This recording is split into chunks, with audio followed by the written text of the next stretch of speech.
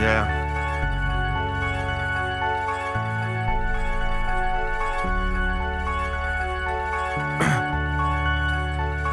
Hey.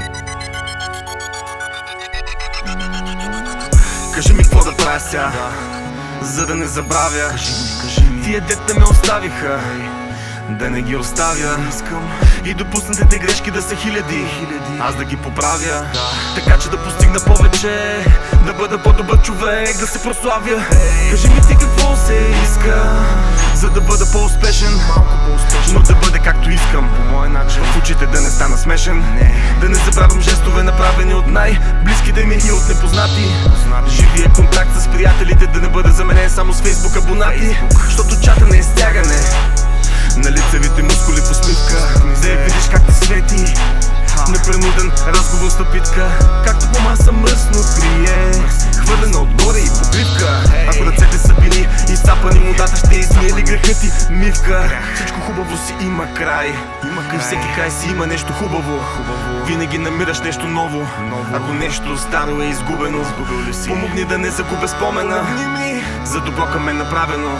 Съжалявам да призная, че съдба е доброто пак да е забравено. Кажи ми какво правя, кажи ми какво правя, кажи ми какво правя и ще го направя. Няма да забравя, ще го направя. Кажи ми какво правя, кажи ми какво правя, кажи ми какво правя и ще го направя. Няма да забравя, ще го направя. Не мога да забравя това. Ставам късно през нощта, да крещя. Ще ми кажеш, колко ли знаеш. Не хапеш, а лаеш, говориш не правиш. Уби ме преди да се родя. Нали за това живееш или не така?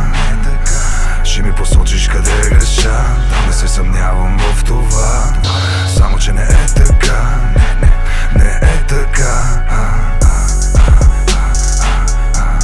Не е така,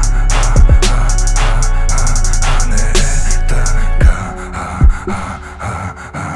не е така.